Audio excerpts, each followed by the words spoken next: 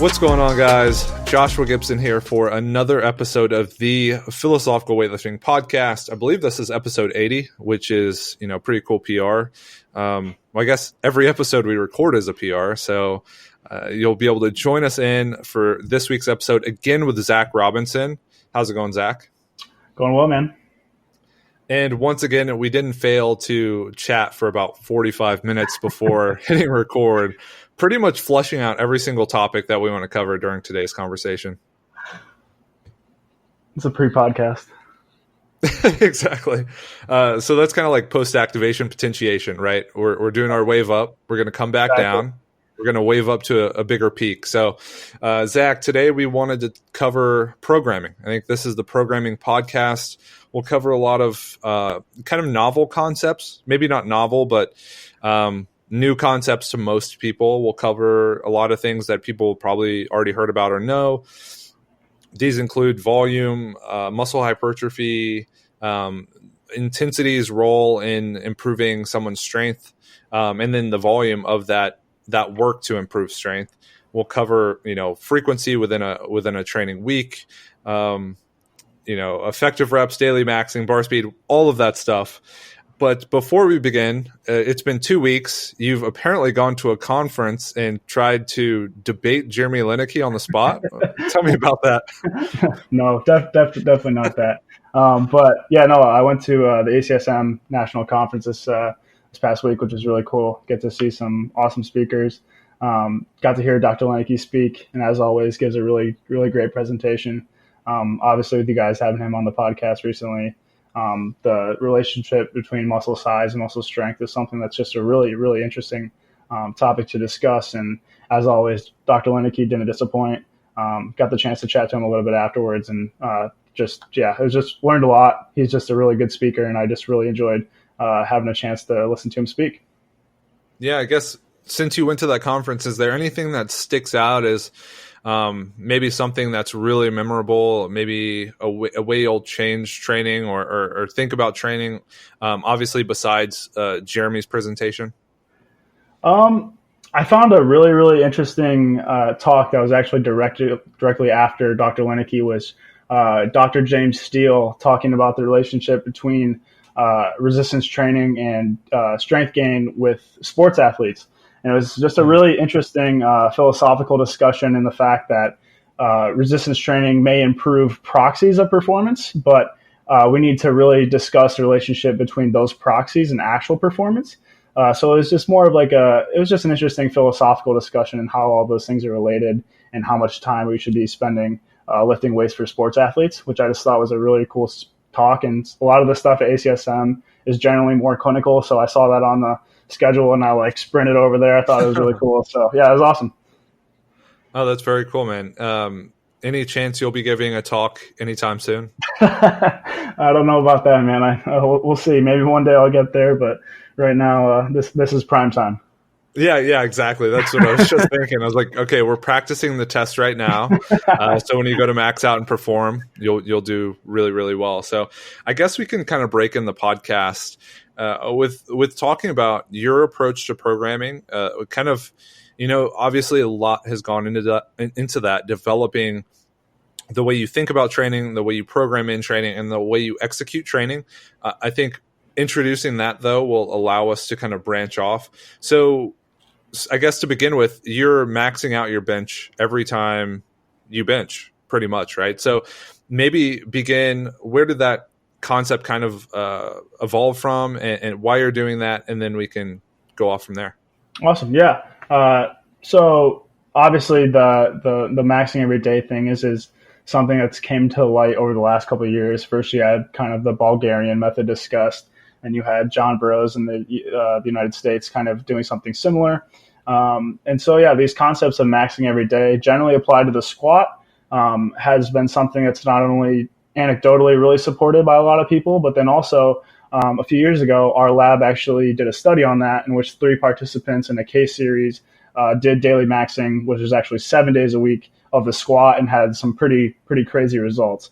And then also, obviously, as we previously mentioned, Dr. Lineker's discussion of the relationship between muscle size and muscle strength has been just something that's really piqued my interest over the last a couple months, and I've swung in the direction of maybe practicing something a little bit more specific. Maybe it has its benefits at times, and I wanted to test it out on my bench. And so far, I've really enjoyed it.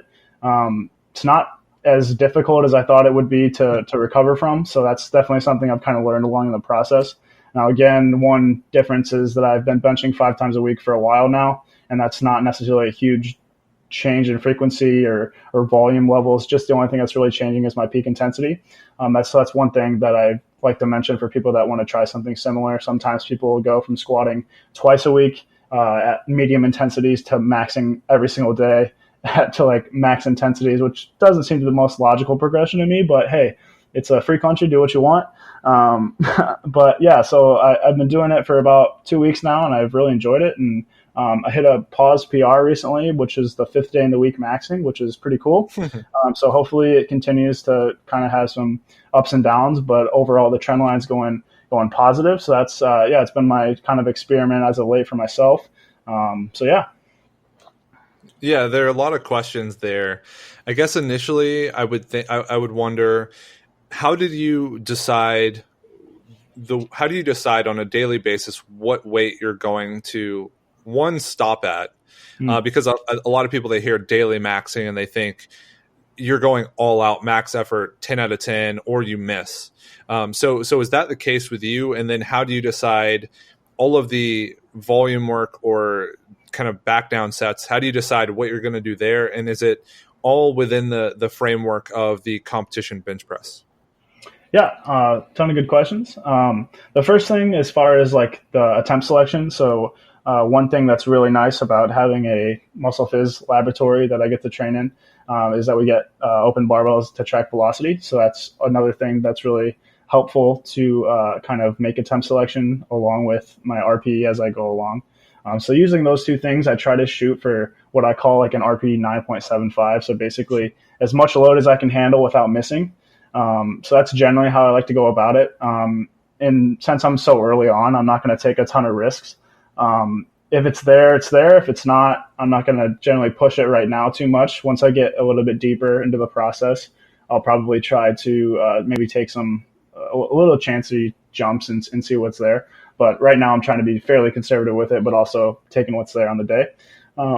As far as exercise selection, I kind of care about both my like competition pause bench, like you've seen in powerlifting, but also just kind of the bro touch and go bench as well. So I've done kind of both of those, the pause 3 times a week and the touch and go twice, just so I can kind of include both of those. It's kind of a nice mental break, but also that I get to train both of them at the same time to see how those progress over time. But what else was I missing? What else did you ask? Oh, just how do you decide? So obviously you're maxing each day, which means you're working up to a heavy single. But then what's the rest of the workout look like in terms of bench volume? Yeah. So I've also been experimenting for a while now with what I call some low fatiguing but high volume protocols that I originally kind of came across from a guy named John Hanley on the Exodus Strength forums, with the theory being that doing volume in a high velocity, generally highish load format will allow you to recruit some high force motor units in a way without accumulating a ton of peripheral fatigue. So it's just a different kind of way to get to a way that you can recruit high force motor units, which seem to be really important for strength adaptations that include the type 2 muscle fibers that are a little bit more fast twitch, although that's simplification of it. They exist kind of on a spectrum, but it's an experimental theory. I've been using it. It's worked really well for me in the past, so I've just kind of continued to do it with a maxing protocol. It kind of blends nicely due to the fact that it's in naturally low fatiguing. The RPEs are going to be pretty low in the volume work, but obviously the peak intensity is pretty high with the single, so they kind of pair nicely. Doing some back off sets after a single that aren't super high RP doesn't seem to be too hard to recover from for me, and I've really enjoyed it so far. And just kind of going in to each session and working up to something heavy, you kind of mentioned it earlier. You said you're not really pushing it to a point of taking risks. So psychologically, how have you been able to adapt to, I guess, the more extreme work than you would normally see, protocols where you're doing a triple or a set of 5 at 8, or maybe a single at 8, but this time kind of pushing that a bit further. Have you felt any increase in stress from that, or any kind of motivational issues, or is it just kind of clockwork at this point? So yeah, I'm only 2 weeks in, so that, I guess that's something to note. But also, I think I've definitely had maybe the opposite effect that what you just described. I'm actually super confident under loads in which I wasn't. So getting to warm up with loads that used to be singles at 7, singles at 8 for me on a daily basis has really, really made me confident with those in my hands. And there's always that load for everybody that you kind of have to turn it on. And that load for me has seemed to rise over time. So I don't start getting a little bit of the pre-rep jitters and all those kind of things until a higher point now. And hopefully over time that just continues to rise as I get more and more skilled at the max that I continue to practice. But yeah, that's one of the main things I've noticed. I go into every rep with a little bit more confidence that I had in the past, just because I'm doing it so often. Now, whether that's mechanistic at the muscle level or if that's just purely psychological, I'm not really sure. But nonetheless, it's really helped me kind of be more confident under the bar and taking the bar out of the rack, just kind of knowing that I got this. So that has really been a big thing that's helped. And I've always been kind of a person that identify with a crappy bench. So it's been kind of a good medicine for that. So, yep. Yeah. And in terms of getting hyper aroused for any of the reps, do you think that's something that's going to come in week 3, week 4, or do you think it's just going in with that mindset of let's do as much work as I possibly can without needing, a certain song or a certain type of music or ammonia or whatever it may be to get quote unquote jacked up for a rep? Yeah, thus far I've been trying to keep my arousal pretty low. Again, just because I'm starting it now, and maybe that's probably not a great idea to do that right off the gate. Now, as I go forward and I'm feeling really good one day, I'll probably get jacked up, turn on some Metallica and see what's there. But yeah, right now I'm trying to just come in and in a pretty stern but just humble attitude, just come and do the max without getting too jacked up. So over time, I'm sure that some people are going to handle that arousal differently. But for myself, I know that if I get really jacked up, that seems to have some longer lasting effects as far as fatigue for the rest of the workout. So I try to minimize that currently, but over time, I'll be able to utilize that a little bit more. Yeah. And I kind of spoke with Quinn Hinnick over on the Weightlifting House podcast a while back. If you guys want to go listen to that episode, just go search the podcast and scroll down. I'm sure you'll find it. And we talked about performing particular exercises infrequently within a week, and that makes each individual session where you perform that exercise, it just raises the stakes. And I think when you bench 5 times a week, 6 times a week, 7 times a week, each individual session is a little bit less meaningful, and that inherently is going to reduce that need or that urge to push it, even when it's not there. And if people have done singles on the squat multiple times a week or singles on the bench, you can feel when you can hit a PR or something close to that. You can just feel the way the bar moves. It moves differently. And with you, I'm assuming you measure, like you said, you measure the velocity of the bar. So I don't know if you can see a trend there on good days if the bar moves faster or if it just kind of averages out to be about the same. But there is a certain sensation, and I'm sure you'll kind of lean on that as you go into week 3, week 4. My next question would be, how are you determining or how are you changing the volume work from week to week? Is it static? Are you wave loading? How many changes are you making, or are you changing anything within the program for the bench press? Yeah, so I'm using a similar bottom-up system to that Mike Trushier would use, but I guess using his classification, I'm using a half microcycle frequency per week. So I'm having a week and a B week that have different undulations in the volume pattern. Different rep targets, but they're all going to be around 8 sets that are pretty low intensities, anywhere from 60 to 70%, with the loads undulating daily. Then my squat and deadlift work are kind of follow a similar pattern. They're just changing a little bit between those 2 weeks, and those weeks just alternate. So it goes A week, B week, A week, B week, and then I'll see my response to that over time and just kind of monitor. the estimated 1 RMs to know when I should probably deload and repeat. Yeah, that's interesting. A lot of people listening, if they're not familiar with Mike Teixeira, that emerging strategies framework, or even just different types of approaching training, they might think like, why would you max out if you don't have a competition close or peak your bench? But something that sticks with me, I hear when people talk about Anatoly Bondarchuk, the famous throws coach who's written a lot about periodization, is the more you come into peak form, or the more you can reach peak form or create a new peak, it kind of like raises your level of performance every single time you do that. So you're kind of seeing that trend line you talk about. So if you peak your bench, in week 2, and then in week 4, and then in week 6, it's like that trend is going to continue up. It's not like you just hit a new PR, but the intrinsic, properties of your nervous system or your muscles or the combination of the two haven't changed accordingly. So every time you're essentially peaking, you're improving that potential kind of down the line. So I think that's a really interesting strategy. What have you thought about what you're going to do after you run this kind of training block out or kind of exhaust it?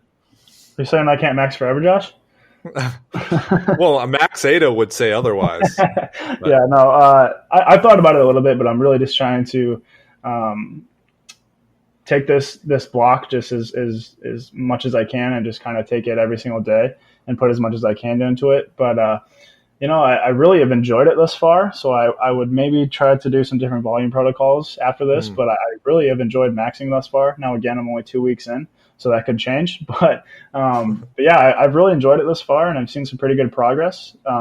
But now the next question becomes, is that going to stagnate over time, and do I need to recycle and kind of get a different stimulus for a while before I come back to it? That could very well be the case. So yeah, right now I'm not thinking too much about that. Just trying to take every max as hard as I can and see how it goes over time. Super inspirational and motivational. Kind of reminded of those people that, like, you never know when the next day will be your last, so enjoy it as much as you can. Exactly. So I kind of have 2 ways I want to take this. One, I want to talk about how people could implement this approach or this style into their training, but maybe before that, we'll just talk about the bench press or the squat and the deadlift. Have you thought about doing some sort of daily max squatting or daily max deadlifting? And I know initially people may hear that and kind of cringe, but do you think it's feasible for... Okay, obviously that's a dumb question for the squat. It's feasible for the squat, but do you think it would be feasible for the deadlift?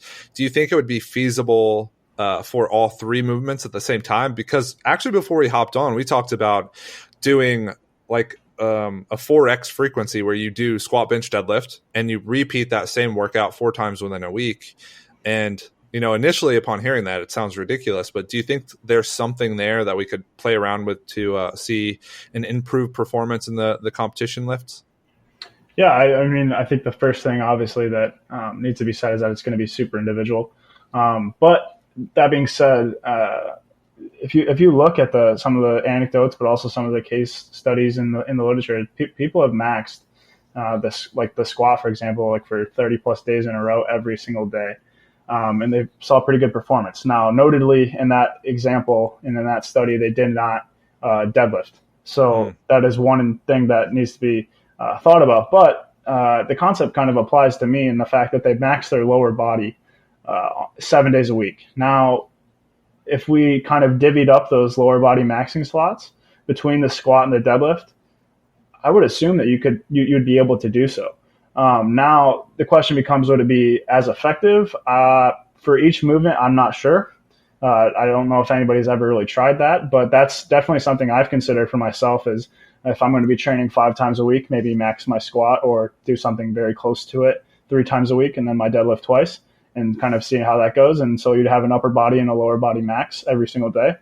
I would assume for the lower body lifts, just off the cuff of my personal experience, I would probably go a little bit lower on the RPE, especially to start. Now, eventually you'd get to the point where you're probably going that same kind of 9.75. But originally I'd probably go more a conservative, like 8.5, 9 to start, and then slowly increase that over time. But just for whatever reason, people seem to bench frequently, more frequently than the lower body lifts. So if that's the case, the intensity probably needs to be modified a little bit between the bench and the squat and deadlift as well. But yeah, I think if you slowly implement it over time, again, don't want to overstate. If you are squatting twice currently and you want to max your squat every day, that's probably not a great idea. But if you want to implement singles for a while on both training days and then over time make those more intense efforts, that's probably something that over time you could definitely try out if you wanted to. So yeah, I've definitely considered it for myself. We'll see how this bench cycle ends up, and then if it's really enticing, maybe we'll do something like you said and just max everything every day. Who knows? That'd be really interesting. And in terms of trying to implement this approach, you mentioned it there. You obviously don't want to go from squatting twice a week to maxing it 5 times a week. It's just a huge spike in work. And even if it's not, just psychologically, it'd be difficult to adjust to that. Or it could be, I'm not entirely sure. But if someone did want to up their frequency to eventually get to that point, say someone's squatting 3 times a week, is it a matter of just divvying up the volume? Is it just getting more? I imagine that would kind of be the easiest way to do it. But how did you go about doing that? Was it just like this wholesale change where you just added in a single and adjusted from there? Yeah. So for my bench, I had like kind of slowly increased my frequency over time. I've been benching 3 times a week forever. I stalled there. Went to 4 times a week for a very, very long time, and then have recently, within the last year or so, went to 5 times a week. And then within that, I had been benching pretty heavy efforts 3 times a week. Not exactly singles on every single one of those days, but generally 2 singles and maybe like a triple at a 9 or something like that. So it wasn't that much of a change for me, adding those 2 extra singles in and just making them all pretty near max. So that definitely was slowly worked in over time, given my specific case. And that's definitely how I'd probably recommend it for somebody. Generally, if you want to get to a certain frequency, you would increase from your current frequency using the same volume. So you're going to have a little bit less volume on each day. And then over time with that, you can build intensity, but then also add some volume if you need that as well. So that's definitely how I'd recommend doing it, is if you want to get to a certain frequency, do it that way. And then if you just want to keep the same frequency that you're at now, just slowly work up over time how much intensity you're adding. Don't go from only squatting sets of 10 at like a 5 RPE to maxing the very next week. Just kind of slowly undulate the repetitions downwards and the intensity up over time. And then eventually you'll get to squatting or deadlifting or benching, whichever exercise you're looking at singles at like a 9 to 10 RP. That'll be cool. And we've all heard those stories of people like Ray Williams, who, squats once a week, does like some sort of leg press or leg extension and has 1,000-pound squat. So obviously this isn't the only way to do it or even the best way to do it. It's one way to do it. So if we're looking at the limitations of this, a question I would kind of think about would be, why wouldn't I just add more training into each individual session versus splitting it up into more frequent doses? So do you think there are any inherent drawbacks in benching each individual day or benching with this increased frequency versus just doing, say, a bench press, an overload movement, or some sort of variation to accumulate more volume within a session? Yeah, that's a really, really difficult question to have a definitive answer on. Like you mentioned, it's going to be super individual dependent. I have found for me over time, I need quite a bit of volume to progress my bench. It's pretty stubborn. Seems like I can get a Mack truck to run over my pecs and I still don't feel anything. So over time, I've definitely had to increase the frequency just to have even a timely way to accumulate the amount of volume I need to progress. So that's why I have navigated towards these upper ends of frequency. That's not to say that somebody that is different than me only needs to bench twice a week and they find that if they want to try the maxing, that's all they need to do. That very well could be effective. I think there's marginal benefits to doing the skill at a higher frequency. Just some of the effect sizes and meta-analyses seem to lean slightly towards higher frequencies, but it's nothing conclusive, and that's definitely going to, as always with research, that's going to be mean data. That's not individuals. So, just finding the frequency that seems to work best for you and the amount of volume that you need to progress within the week.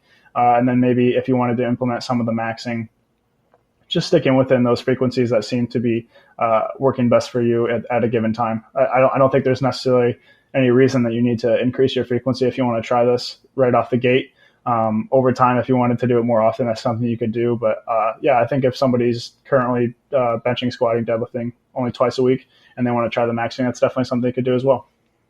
Yeah, and to my understanding, Brad Schoenfeld has done some work showing that at least in terms of increasing muscle size, around a 2 to 3 times a week frequency is probably best. Do you think there's any detriment to doing more volume every single day? Because the way I guess I would think of that is if muscle growth is best achieved through a 3 times a week frequency, maybe having 2 of those sessions just be the single, and then having the majority of the work on each of the other 3 days. That seems like it would kind of check all the boxes. What are your thoughts on that? Yeah, I think that's definitely a way you could go about it, like kind of having higher and lower volume days. Like you said, the meta-analyses seem to show that as long as you're performing resistance training on the muscle groups 2 to 3 times a week, you seem to kind of cap out the benefits of frequency for hypertrophy. But that's not to say that higher frequencies are worse than that. So you could also spread the volume out across those higher frequency of sessions and get kind of similar results. As long as you're meeting, like you said, those 2 to 3 times a week. I would say I probably wouldn't recommend frequencies lower than that for the reasons that you said. But higher frequencies than that, I think you can kind of split up the volume in whatever way seems to benefit your schedule the most, and whichever way you seem to enjoy. So yeah, I think you can make cases in either direction for which way you think you'll recover better. I could see it both ways. I only do it twice a week, I'll recover better for the second max. Or if I do it a little bit less work every day, you'll be a little bit more recovered for every max. I could see it both ways. So I think really whatever you prefer as far as scheduling and just what you enjoy more is probably equal, as long as the volume is equated. Yeah, that makes a lot of sense. And initially for someone who wants to do this, like jumping in, and you kind of hit the nail on the head multiple times just by bringing up the fact that this is very individual. And we were talking about the paper from Kylie and Pickerington, do non-responders to exercise exist? And they show this variability in response to different types of training, different modalities, different amounts of volume, different intensities. And kind of a number that resonates with me is like 10 to 14% of people will not respond to a specific intervention at all, and maybe even get worse. And I guess when people hear that, it's almost a little relieving for them, because we've all been there where we haven't seen progress and we just wonder if we're somehow broken, like our machinery doesn't work quite as well. But at the end of the day, it comes back to just try and reformulate whatever you've developed, or maybe add in or subtract and find a different formulation that will kind of suit you best in your situation. In terms of getting stronger, I know we talked about muscle hypertrophy, how it's very volume dependent, and it kind of depends on the totality of the work done. With getting stronger, I mentioned this off air, how much work do you think you need to do to actually improve strength? Because that's something that's been kind of eating at me a little bit. I think about, if we do 3 triples working up to a top set, and that's kind of like the strength stimulus, so to speak, and then we do volume work to improve the size of the muscle, is that really wasted in the long run if we're on that side of the fence that muscle hypertrophy isn't correlated to strength or doesn't have a relationship with strength? I mean, obviously that's like a tough way to spin the question, but just looking at that a volume of work and then strength development, what sort of relationship do you think is there? Yeah, I think, if you're going to take that stance that Dr. Lenicky has, now obviously that's a really nuanced question that takes a really long time to talk about it within itself. But if for a second that we'll agree that stance is for whatever reason true, I think it's an interesting question. And again, I'll probably lean on the individuality of it. You could make the argument that the extra work would simply fatigue you for the next strength stimulus. So working up to that top triple, like you said, that's going to be your quote unquote strength stimulus. That's going to be the maximum amount of effort that you could put into a set that day. Simply performing more work is never going to lead to the same intensity of stimulus, the same specificity of load, but also effort. So doing volume was simply just going to fatigue you for the next session to be able to do so. So I could see the argument from that perspective to not performing more work after a top set like that. But then you could also have other arguments aside from muscle hypertrophy that you could make as far as connective tissue benefits, like hypertrophy of the connective tissue and all other things that doing higher volumes may have benefits for. But yeah, it's definitely an interesting question. The author is escaping my mind, but I do know that there is a paper that suggests that peak intensity may be more important than average intensity. So that would seem to lend support to the kind of what you're saying is working up to one top set that's a really, really specific effort to whatever you're trying to improve, and maybe not worrying as much about performing a ton of work in that zone that may actually damper the ability to get as high of a peak intensity as you could. Yeah, and you mentioned this when you talked about measuring the velocity. You were talking about the kind of the drop off that you would see, and that kind of illustrates when certain muscle fiber types are kind of pulling out or are fatigued. And that's the way I conceptualize training for strength. If we're looking at each individual session, at what point do you just cut it and then say, like, that's the most I'm going to get out of it? And is it just a matter of kind of working up to that peak intensity, maybe that single, double, triple at the highest weight that I can do, depending on who you are, even maybe beyond that, and then cutting it, and then that kind of would beg the question too, like, when should I come back in and repeat that? Because I imagine the recovery for that would be much more abbreviated than something where I come in, do a triple, and then 10 sets of 10 because I feel like that's going to improve the size of the muscle. Right.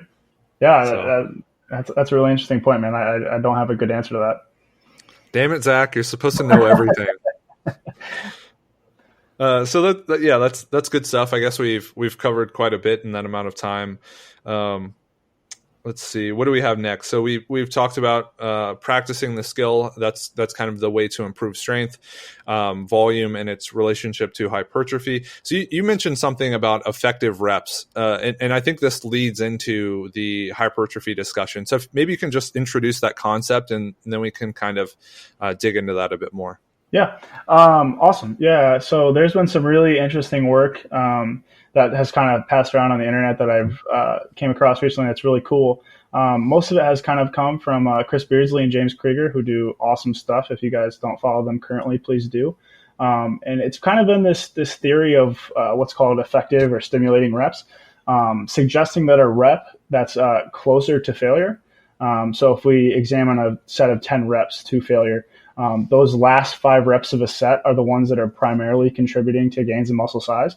So I saw this concept originally, and I thought it was really interesting from the fact that anecdotally, like I said, I've had some experience with doing sets that are pretty darn submaximal and having some pretty good gains in muscle size. Now, again, n equals 1, so that's a tough kind of conversation to have. But the crux of the argument is that what seems to happen as a set progresses towards failure is the increase in both peripheral and central mechanisms of fatigue seem to recruit more motor units as the set goes on. And eventually it's going to lead to the recruitment of high threshold motor units, which are primarily comprised of faster twitch fibers. And these faster twitch fibers seem to have a better propensity for hypertrophy. And then also they are really important for strength and power events. So it'd be a good idea for our training to include a stimulus that really provides tension to these fibers. So the natural conclusion that kind of comes across when you read these theories is that sets that are a closer proximity to failure seem to be a better stimulus for those fibers. And I was reading some really interesting stuff, like I mentioned, from John Hanley on the Exodus Strength Forums, kind of talking about maybe an opposing view of that and another way we could recruit these high threshold motor units.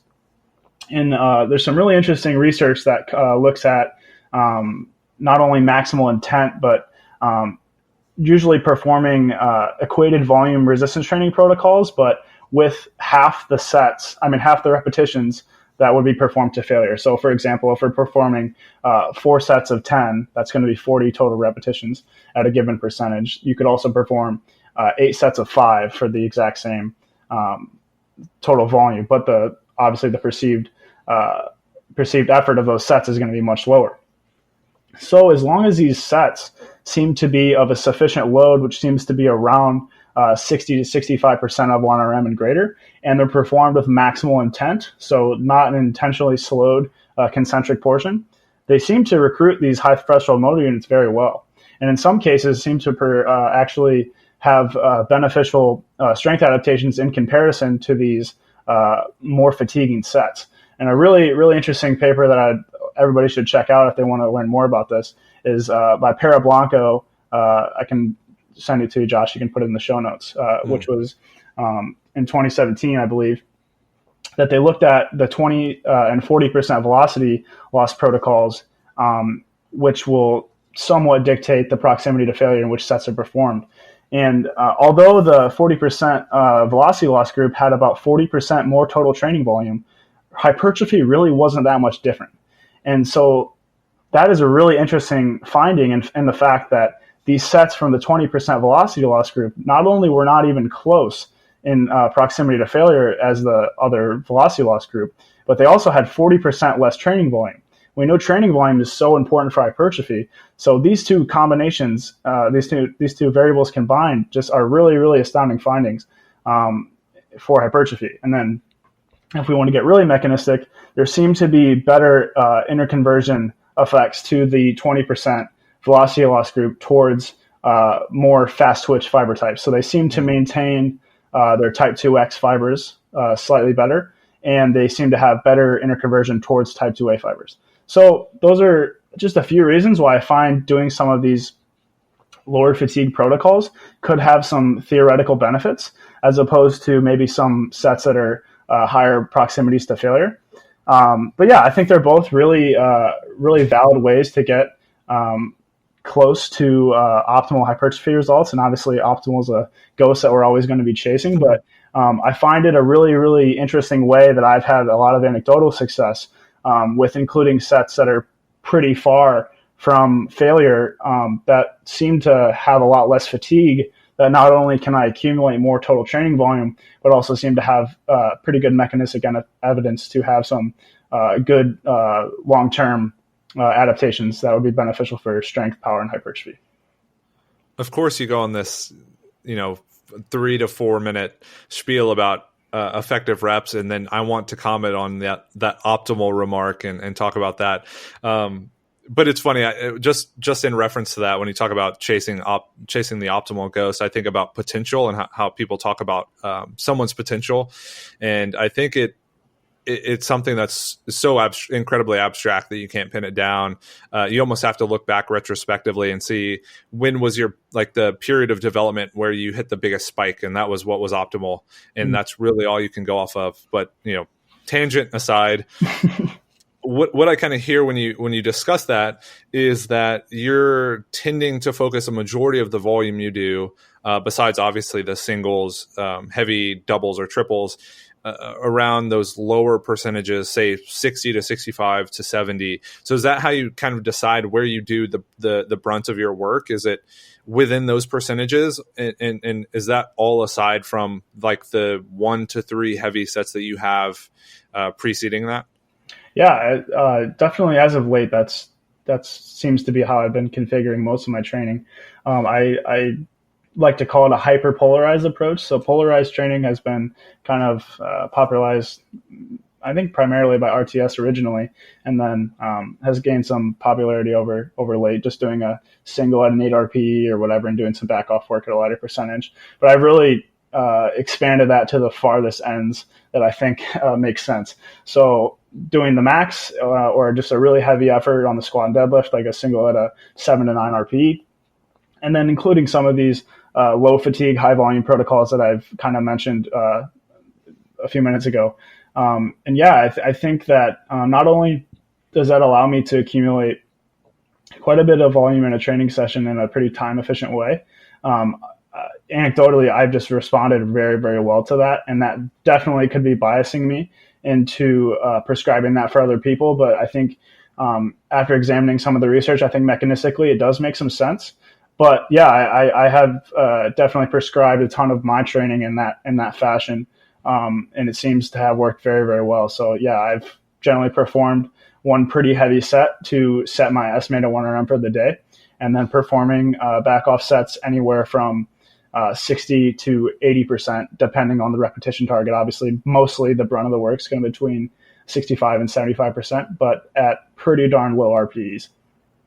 And again, this is a podcast that is centered around programming and helping the listeners, you listening, understand how to implement these strategies. So when you're talking about 1 or 3, ramping heavy sets to find kind of the benchmark, how do you advise people go about doing that? Because you're saying that you do, and this is of course for your kind of bench press experiment, a 9.75. But if you prescribe, say, an 8, what do you want that to look like? And how do you make sure that you're I guess what it would be is, does it matter if it's like a 7 to 9? Does it matter that absolute intensity? Is it kind of the perception of effort? And then how do you guide people to get what you want out of that set? Definitely. Yeah, it's a really good question. Definitely early on when I was using RPE, that was a big question I had for myself. How do I nail this single at an 8 RPE on the button every single time? Because that's obviously how you're going to make the most progress. So yeah, no, definitely as of late, I've been programming ranges a lot more often. I find that not only does that allow the lifter to be quote unquote right more often, that allows them to take advantage of how they're feeling on that day as well, to either push it, maybe go for something that's a little bit aggressive and even hit a PR on some days, or some days when they're just feeling really, really not great and they want to get out of the gym a little bit earlier, they can take the low end of that range. And that's still, as long as the effort's relatively heavy, so we're talking triples and above at a 7 to 9 RPE, that's going to set a pretty realistic estimated 1RM so that we can do the back off work after that. But yeah, I definitely have found that doing that has allowed the psychological benefit of, like I said, being right more often. And when you're doing things from that perspective, you seem to have a little bit better momentum over time as you're checking all these boxes. I'm doing everything right, my coach says. We're headed in the right direction. So having this exact specific prescription of a single at 8, although I find that some coaches are really good at utilizing that, I find that maybe expanding that a little bit for some people can be an effective strategy as well. But there is something to be said for prescribing a certain intensity and wanting the lifter to hit that, and having that skill to really dial in that effort at a specific RPE. But yeah, as far as working up to that effort, depending on the repetition range, generally for singles, obviously you're just going to continue working up until you hit the given RPE with approximately 5% jumps per RPE. So Mike T has used that, obviously, with his kind of stock RPE chart. Seems to be about 5% per RPE jump. So that's a good place to start. But then for triples and doubles, you can do a variety of different things depending on how you like to warm up. Generally, I'm not too strict about it. But the best way I have found is like 1 or 2 RPs lower than the bottom end of the range. Take the same repetition effort as you're trying to go for your top set. So if I'm working up to a triple, I can do 5s, 4s, 2s, singles, all the way up to what's around your last warm up. And then that's when you're going to want to hit a triple again. And then gauging the RP off that, then you can take your next attempt or two to kind of land right within that range.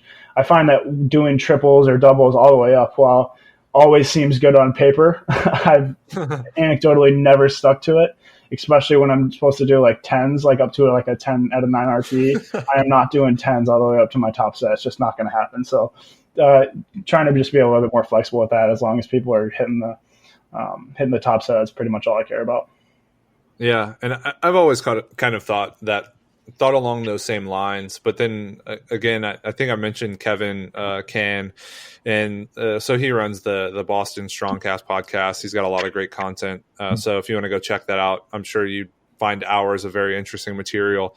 And he has lifters routinely hit like an 8.59, 9.5. And I guess I always think back, and when I was pushing weights like that, I tended not to see quite the best progress. So I'm trying to bridge kind of these two ideas of hitting something that's heavy enough, but not.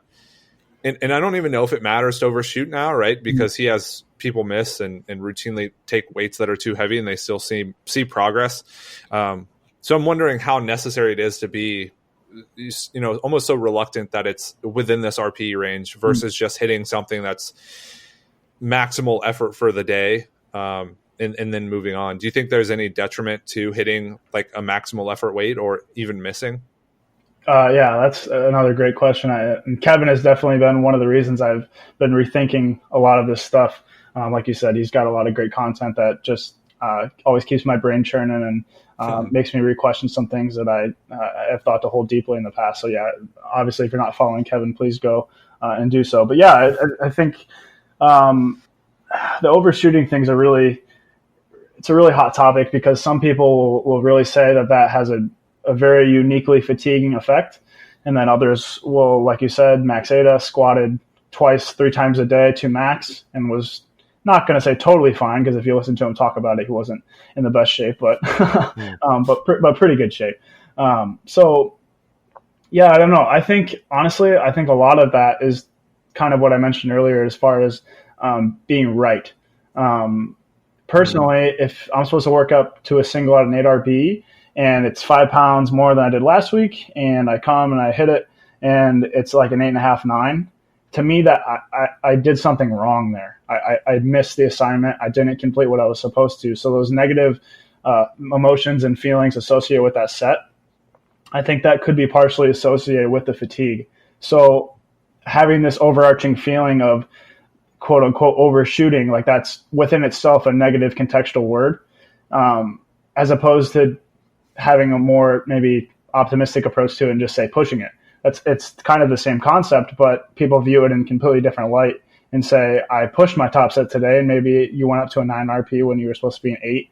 And it's just a completely different context in which it's viewed. And I think that could have some psychological effects on the lifter, and that maybe could impact the fatigue you see from the effort itself. So I think, I think it, again, we come back to the individualization of it. It's definitely individual dependent, and the lifter's personality and all these things are going to factor into it as well. But just allowing the lifter to have the autonomy to do what they think is right on that day, and kind of marking the checkbox regardless, I think is going to have a lot of beneficial effects. Yeah, that's really interesting. I know we had a conversation similar to that before about the psychological component of fatigue, and how much that really dictates performance versus like some sort of physical manifestation of such. And I wonder if that's almost like when you see that decrement in performance or that plateau, if it's maybe the formulation of training is wrong, or maybe they just haven't kind of extended that training program out long enough to see that trend line come back up. Because people almost panic after 2 weeks. Yeah. It's like you have an initial session that doesn't go well. Next week it doesn't go well. And personally, I panic for them. Not because it's not like I'm crying and I'm like, super disappointed with it. But I just think about like, okay, maybe something is happening where we need to change training. But then thinking about extending that out over another 4th, 5th, 6th week and seeing where that line goes, if it does, kind of circle back up. Good, because I've also seen that routinely happen. So that's something that's difficult to predict. And I don't know if it's as simple, like I've heard, Mike talk about it and other people, as simple as like estimating the time to peak as in like a certain number of exposures. Like for me, it's just never seemed to be that simple or that easy. But maybe I'm changing too many things, messing with too many variables. But Yeah, that's super interesting. So again, coming back to the practicality of this and how people can use this to guide their training from here on out. We talked about volume, we talked about intensity, we've talked a bit about frequency. Now, exercise selection. I think this is going to be an interesting kind of bit of the conversation, because you can take this one of two ways. You can, or you can take it a multitude of ways, but we think about exercises as being useful in teaching the skill, managing fatigue, and then also kind of helping kind of change the psychological approach to training, as in someone finds more enjoyment with more variety versus less. So how do you go about selecting exercises, we'll say within the squat? Why do you select the exercises that you do? And then how would you advise someone goes about kind of selecting exercises for their program? Another really big question that I've been thinking a ton about recently. And again, to mention Kevin, he's really made me rethink some of my thoughts on this, on exactly what does specificity mean, what has the best transference, how do we go about acquiring skill. All these questions are things that I definitely need to continue to read up on and learn a little bit more, not only anecdotally from different coaches, but also in the literature. This is definitely an area I'm a little bit weaker on. I think you can use variation in a ton of different ways, and obviously you hit on a lot of them. The load management perspective of it, generally you can have variations that are inherently load limiting that can help in fatigue management, like you said. But then the argument for that from the super specific crowd is always, why not just program less percentages, less RPs with a specific exercise? So I can see that both ways, but that is one reason you could use variation. As well as what you said, I think the main component I use variation with is the psychological component of it. Like we said, that the last time we chatted, the buy-in of the athlete is really, really important, and making sure that they're enjoying training and have a positive outlook on how things are going. So I think including some things like that obviously can help with burnout and all those kind of things, and just make training a little bit more fun. But then you get to more of the mechanistic benefits of variation, as far as skill acquisition and different things like that. And again, it's just a super convoluted conversation in which each side has some points that I agree with, but ultimately I think that the beauty of the bottom-up framework is that you can implement both and test them. So each lifter could respond differently to different amounts of variation, and see how that trends up their estimated 1RM in the competition lift. So I have, for myself, for a very long period of time over the past 6 months, I was super specific, and I made a lot of gains in my squat. But more recently, I've done some more variation just because I enjoy it, and I like doing some high bar work, because I always like to pretend that I'm an Olympic lifter for like 2 hours on a Wednesday. But then, so I think that for me is a lot of adherence to training and just kind of enjoying it. But then I also have one of my other friends, Josh. He has consistently said every time he introduces a large amount of variation into his training, he feels extremely unstable in his competition squat, which I just have always found very interesting, because it's the exact opposite for myself.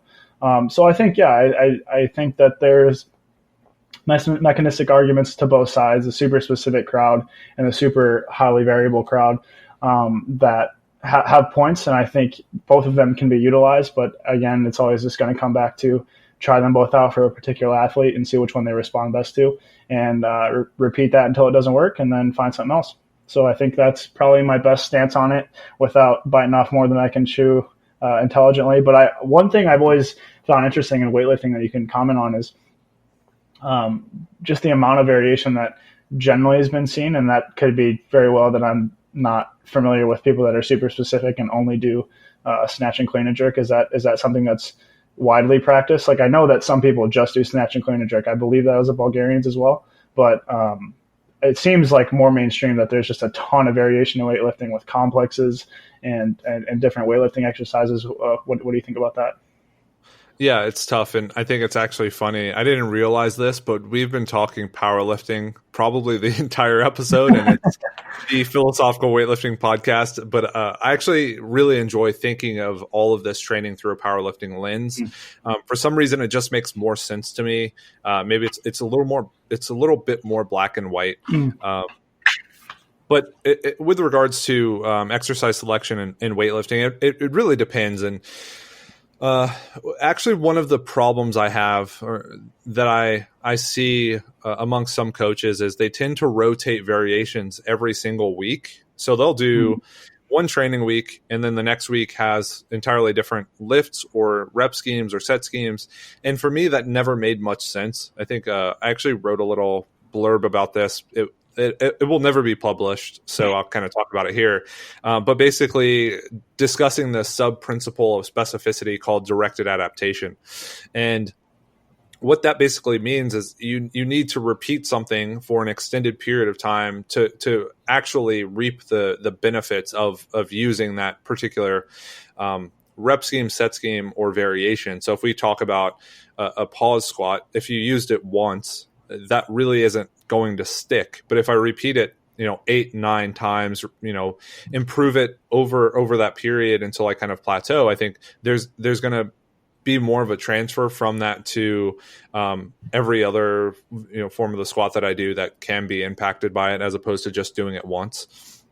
So I was just going to ask you, I know Louis and Westside, they tend to rotate every 2 weeks. I could be wrong. And to me, instinctively, that would be useful for some reasons, but it would kind of go against that principle or sub-principle of directed adaptation. And the way you do it also, as Mike does it, there's this emerging strategies approach where you're using the same style of training over and over and over until you reach peak form, and then you change things. Why do you think it's useful, if it is, to rotate exercises? And because I'm just so curious why they do that, and why weightlifting coaches change exercises every single week. So I find it really interesting. I don't know. I've thought the exact same things. Like, to me, you can't really build any momentum if you're switching things that frequently of a basis.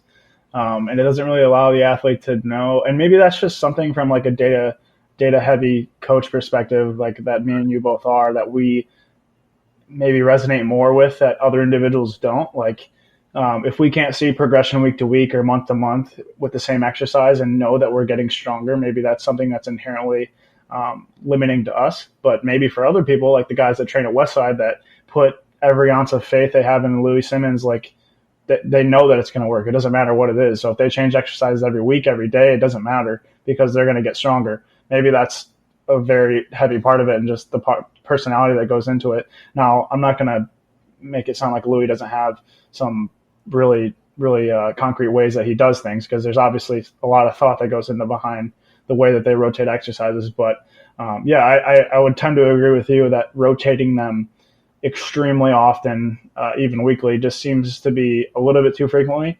And like you said, the directed adaptation doesn't seem to allow itself to occur and build some momentum like it would if you allowed exercises to stay in for a training block or even multiple. I would tend to agree with you. I'm not really sure.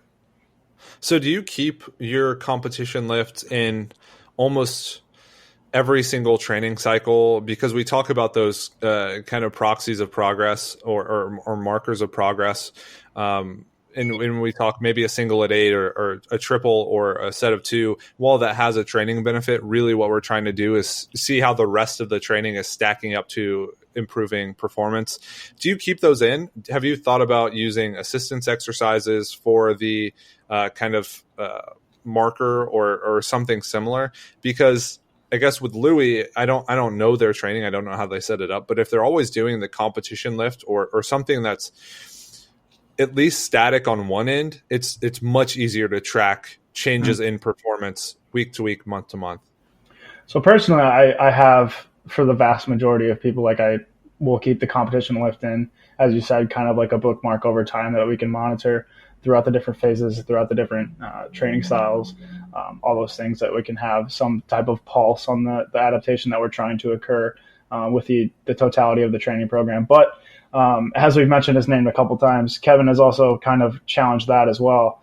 from a skill acquisition standpoint, saying that a true motor pattern can maybe not be totally unstabilized unless it's completely removed. So again, he's challenging some deeply held beliefs by a lot of coaches, and I've thought more recently about that. Maybe some blocks not having the competition lift in there, and not only would that maybe have some mechanistic benefits with skill acquisition, even psychologically, it's almost kind of like a vacation. I'll say that loosely, but there's a definite, this is off-season time, so it kind of has a different mentality in which lifters can, similarly with high frequency training, can take a different kind of approach to each session. So I don't know. I find it, again, I can see it both ways, applying them in different situations, but for the vast majority of the time, I am including the competition lift within nearly all training blocks to kind of keep a pulse on performance, and then manipulating the other lifts depending on the individual. Okay, that makes sense. And when it does come down to exercise selection, I'm assuming you don't just drop, pieces of paper into a hat and then pull something out and say, oh, look, close stance, paused halfway up squats. Yep. So you have some sort of structure to deciding how you pick exercises and why you pick exercises. Maybe you can just explain what that process looks like. If there are any exercises that tend to transfer best over others, I think that'd be really interesting to hear. Yeah. So this is something I actually have been thinking a lot about recently, because I think philosophically it kind of comes down to an arbitrary model in each coach's head that they assign to being correct. And then, so you have a lot of people that will say there is an optimal technique that each person should strive for, but there's been a lot of discussion and self-organization of that technique and kind of optimizing it for the individual. And the fact that a coach has a bias coming into that will affect the way that athlete will kind of be shaped, rather than just letting the athlete kind of find that for themselves. So, I think that's where a lot of the art of coaching comes in, and simply determining something that you deem as an inefficiency and then trying to put the athlete in a position that does not allow them to continue to do so. So yeah, like a common example that, will really kind of elucidate the point. The chest fall pattern in a squat that I know RTS kind of talks about this a lot, that obviously kind of a good morning squat, whichever way you want to refer to it. When the squat gets really heavy, your hips shoot back and your chest falls down. A pin squat seems to be a really good way to kind of cue the fact of keeping your knees under you when you're in the hole. I think a lot of it is just giving you, it kind of slows time down almost, and allows you to make a decision at that point, in which your technique usually quote unquote breaks down. And it just kind of reinforces the position that's going to be more efficient in that lift that you deem is going to be more efficient in the competition lift. So on a pin squat, if you do the chest fall pattern, you're not really going to be able to get the bar off the pins. So if you do something that you would deem as a coach more efficient in kind of allowing the hips and knees to extend at once, then that's going to be more efficient off the pins, and that's going to encourage you to do so on the competition lift. So that's kind of how generally I like to go about it. And then another circumstance that you could pick different exercises for is going to be, depending on the lifter, ways that they can accumulate volume, maybe a little bit easier. So commonly that's going to be, for example, in the squat, some people find a high bar squat to be an easier way to accumulate some volume, a safety bar squat, even a leg press. Those are just going to be different ways to get some more leg volume in that maybe doesn't have the exact same fatigue cost as a standard competition squat. But again, I think a lot of that is associated with just the way the lifter is going mentally into that exercise. If it was a comp squat, it's going to be a little bit, they're not as much on vacation, I guess. So that's another circumstance of that. But I think those are the two main ways that I'll use a variation in exercise selection. And I think using Mike T's kind of framework that I think is a derivative of Bondarchuk, the kind of assistance exercise that's a more closer variant to the competition exercise that maybe changes one thing to kind of work on technique, and then a supplemental exercise that's more geared towards hypertrophy of the musculature associated with the competition exercise is generally how I like to split them up in my head. But that's not a hard and fast rule, and kind of, again, it's dependent on the individual. And the $1 million question to kind of round out the podcast for someone who says, okay, I figured this out. I have someone who wants to get better at squatting, and I'm going to program in, a pause squat, a pin squat. I want to improve their kind of posture out of the bottom, make for a more efficient squat. If we're using other exercises, say to also improve muscle mass, like a leg press, and we have this particular combination, how do we go about, besides improvements in the 1RM or estimated 1RM, and I guess that may answer the question for you or some people, how do we go about actually tracking the transfer of these exercises? Is it something you do visually where you say, this is the problem, we've kind of concocted this recipe for correcting it or creating the right squat, and if that improved, it was the right combination? Even then, you would have to tease out like which specific exercise did it.